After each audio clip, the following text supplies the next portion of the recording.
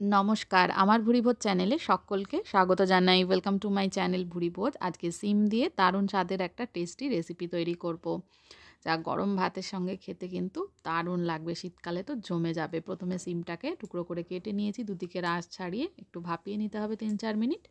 তারপরে এখানে রয়েছে চিংড়ি নুন হলুদ মাখিয়ে রেখেছি, আর এখানে রয়েছে পেঁয়াজ, রসুন আর চেরা কাঁচা লঙ্কা। প্রথমে কড়াইতে বসিয়ে দেবো সর্ষের তেল গরম হয়ে গেলে প্রথমে রসুনটা দিয়ে দিচ্ছি। ৪-৫ কোয়া এখানে রসুন নিয়েছি, রসুনটা প্রথমে দিয়ে দেবো যাতে রসুনের গন্ধটা তেলে থাকে। রসুনটাকে হালকা লাল করে ভেজে নিলে, তারপরে ভেজে নেওয়া হয়ে গেলে তারপরে আমি পেঁয়াজ কুচোনোটা আর চেরা কাঁচা লঙ্কাটা অ্যাড করব। ভীষণ টেস্টি হয় এই রেসিপিটা, এইভাবে বানিয়ে দেখবেন। গরম ভাতের সঙ্গে শীতকালে খেতে ভীষণই ভালো লাগে। এরপরে যখন রসুনটা একটু লালচে করে ভাজা হয়ে যাবে, তারপরে পেঁয়াজ কুচোনো আর চেরা কাঁচা লঙ্কাটা দিয়ে এগুলোও ভালো করে একটু ভেজে নেব। গরম গরম ভাতের সঙ্গে সিমের এই ভর্তাটা খেতে ভীষণ টেস্ট হয়। লাল করে সমস্ত কিছু ভাজা হয়ে গেলে এবার আমি নুন হলুদ মাখানো চিংড়িটা দিয়ে দিচ্ছি। আর এই রান্নাটা করার জন্য এই ছোটো ছোটো চিংড়িগুলো দিলে কিন্তু বেশি ভালো হয় খেতে।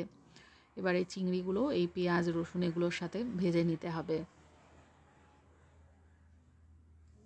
এই সিম চিংড়ি বাটা বা সিম চিংড়ি ভর্তা ভীষণ টেস্টি হয়। চাইলে আপনারা এটাকে পাটায়ও বেটে নিতে পারেন। আমি এটা মিক্সিতে বেটে রান্নাটা করেছি, ইচ্ছে হলে আপনারা পাটায় বেটেও করতে পারেন।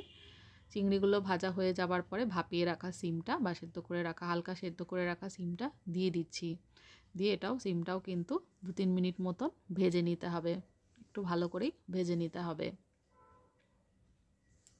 সিমটা ভাপানোর সময় লবণ দিয়েছি এবং চিংড়িতেও লবণ রয়েছে, তো সেই কারণে লবণের পরিমাণটা কিন্তু বুঝে দেব, একদম শেষে দেব যদি প্রয়োজন হয় তবেই। সিমটাকেও ভেজে নিচ্ছি। এবার আরও একটা উপকরণ অ্যাড করব, সেটা হচ্ছে এর মধ্যে দিয়ে দেব কালো জিরে। কালো জিরেটা কিন্তু আমি ফোড়নে দেব না, ফোড়নে দিলে আলাদা রকম টেস্ট লাগবে। তো এটা সিমটা ভাজবার সময় আমি কালো জিরেটা ব্যবহার করলাম।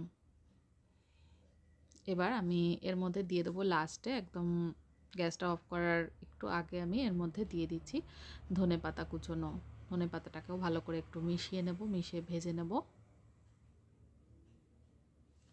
এবার এটাকে একটু ঠান্ডা করে নিতে হবে। মিক্সির জারে ঢেলে দিয়েছি, এটাকে একটু ঠান্ডা করে তারপরে কিন্তু এটাকে বেটে নিতে হবে বা মিক্সিতে ঘুরিয়ে নিতে হবে। দেখুন এটা তৈরি হয়ে গেছে। গরম গরম ভাতের সঙ্গে এরকম একটা রেসিপি যেন অমৃত মনে হবে। মুখে যদি রুচি না থাকে, কিছু খেতে ভালো লাগছে না, তখন এরকম একটা ভর্তা তৈরি করে কিন্তু এক থালা ভাত খেয়ে নিতে পারেন। সার্ভ করার সময় একটা কাঁচা লঙ্কা আর কাঁচা সর্ষের তেল দিয়ে সার্ভ করব।